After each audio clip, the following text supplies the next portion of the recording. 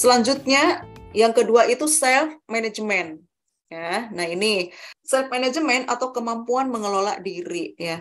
Jadi manajemen diri atau self management ini dalam mengelola emosi, kemampuan dalam mengelola emosi, pikiran, stres dan perilaku di berbagai situasi. Nah, keterampilan ini Bapak dan Ibu ini sangat krusial sekali dalam menghadapi kesulitan ya, dalam kehidupan sehari-hari, keterampilan dalam mendukung, mengatasi tantangan dan meraih prestasi lebih baik tentunya ya. Nah, pada saat sedang belajar misalkan tadi ada godaan dagang makanan yang disukai pedagang es krim misalkan. Nah, ini ya.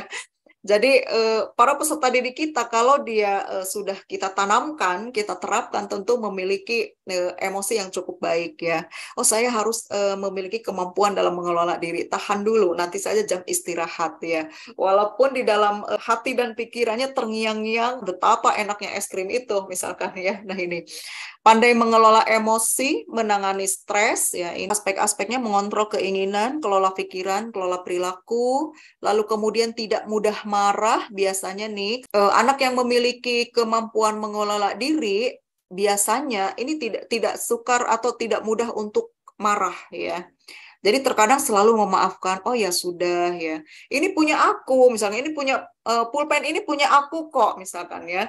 Oh ya sudah, maaf ya, misalkan sudah terpakai, kan demikian ya. Anak-anak yang pandai mengelola diri itu ya demikian ya. Lalu kemudian tidak mudah cemas, anaknya selalu ceria ya.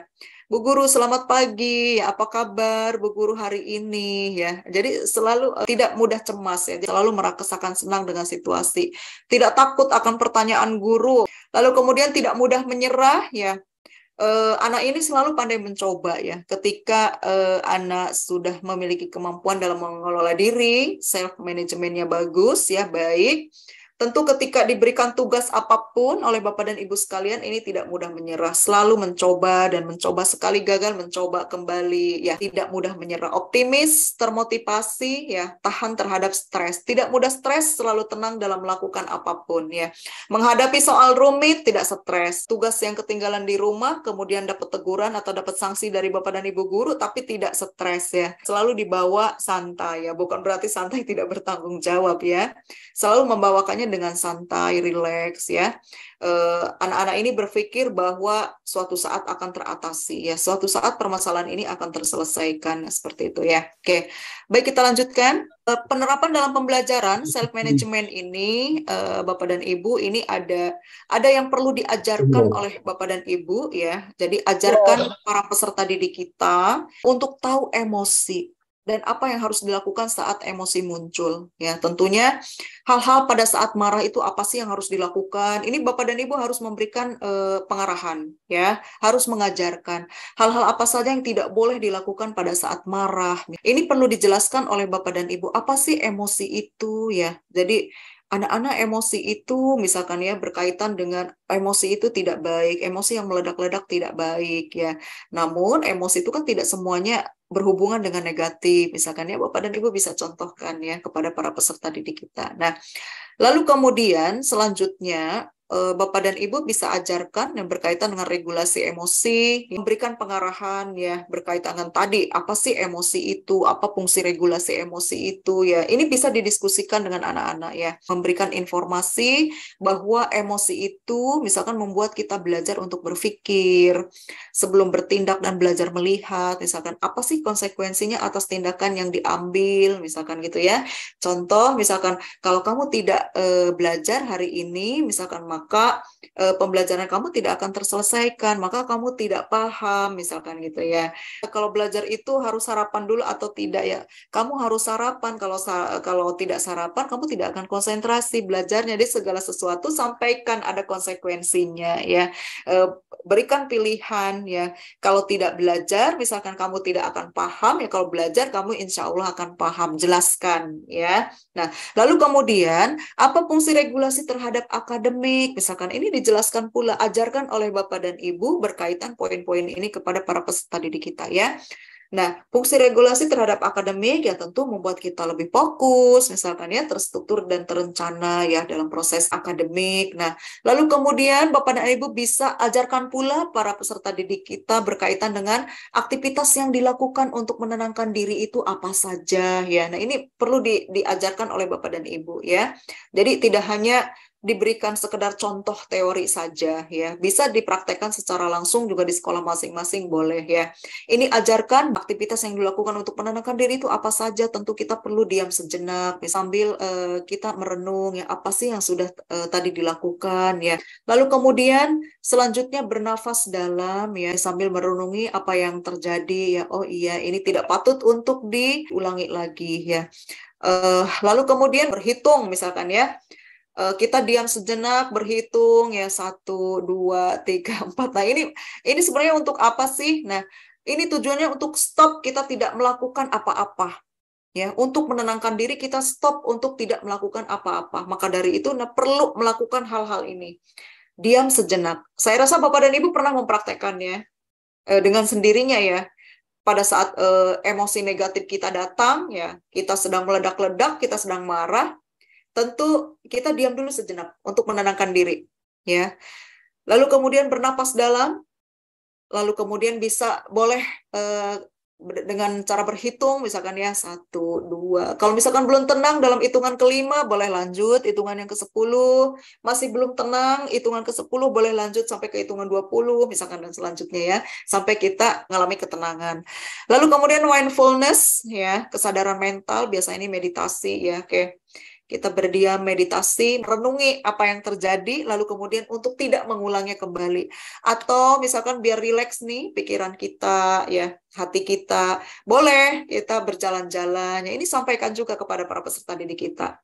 Atau misalkan dengan berjalan-jalan kecil, bukan berarti berjalan-jalan harus kemana-mana menghabiskan waktu ya. Berjalan-jalan cukup 5 menit, 10 menit boleh ya, selama kita dalam keadaan posisi emosi negatif ya.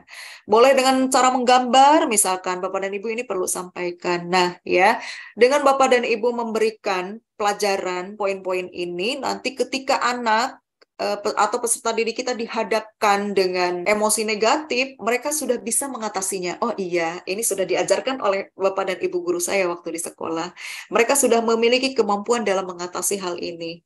Ketika marah, diam sejenak. Oke, waktu diajarkan, ketika kita sedang marah, ketika kita sedang kecewa, misalkan, oke, kita bernafas dalam dulu, ya. Nah, ini bisa diajarkan oleh Bapak dan Ibu. Oke, baik kita lanjutkan. Adapun kemampuan untuk mengatasi masalah atau coping skill, ini sangat penting sekali Bapak dan Ibu, perlu kita pahami tadi ya, kemampuan untuk mengatasi masalah. Nah, ini kita stabilkan emosi kita dulu melalui relaksasi, melalui berhitung yang saya jelaskan tadi. Ini bisa dicoba Bapak dan Ibu dan bisa diajarkan kepada para peserta didik kita melalui menggambar, diam sejenak. Nah, lalu kemudian kita ajarkan pula ya positive self talk. Nah, ini biasanya kita ada dialog-dialog dalam diri kita. Ya, kita berdialog ya dalam diri kita sendiri biasanya nih. Pada saat emosi kita muncul, biasanya kita ada dialog di dalam diri kita, ya. Nah, hal-hal yang dapat dikatakan terhadap diri saya pada saat pikiran negatif datang itu apa saja? Misalkan, oh ya sudah, ya tidak apa-apa, ya kesalahan tadi tidak apa-apa, ya. Tapi besok saya tidak akan mengulanginya lagi. Itu ya, untuk menenangkan diri kan seperti itu. Kita berdialog, biasanya kita bicara sendiri. Boleh di kamar misalnya. Apa diajarkan juga oleh Bapak dan Ibu di sekolah ya. Anak-anak ketika menghadapi atau ketika pikiran negatif kita datang ya, ya sudah kita dialog saja dengan diri kita sendiri. Ya, nah ini namanya positive self talk ya. Jadi Bapak dan Ibu boleh ajarkan ini. Tidak apa-apa saya tidak dapat juara, yang penting saya sudah berusaha. Tidak apa-apa saya dimarahin ibu guru misalkan ya. Yang penting selama ini saya sudah berbuat baik ya. Tidak apa-apa teman-teman saya mencibir saya misalkan ya, tidak suka kepada saya, yang penting saya sudah melakukan yang terbaik misalkan ya. Jadi bermacam-macam kita berdialog sendiri. Saya rasa Bapak dan Ibu pernah mengalami hal ini ya. Ketika kita kecewa, kita pasti bicara sendiri. Tapi memang itu membuat kita lebih tenang ya, Bapak dan Ibu ya, ketika kita berdialog dengan diri sendiri.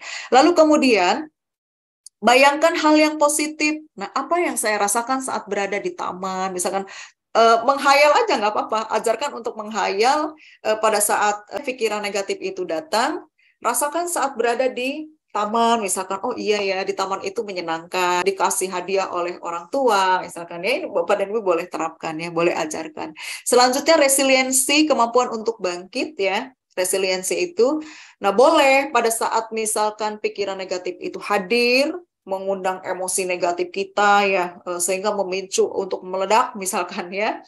Boleh nih dibawa untuk nonton film. Tidak hanya sekedar nonton saja, ini cari durasinya yang lebih pendek ya. Jadi nonton film, cari durasi yang lebih pendek, kemudian didiskusikan ya, agar ada feedbacknya ya. Nah, lalu kemudian bisa mendengarkan musik, hanya untuk menenangkan ya.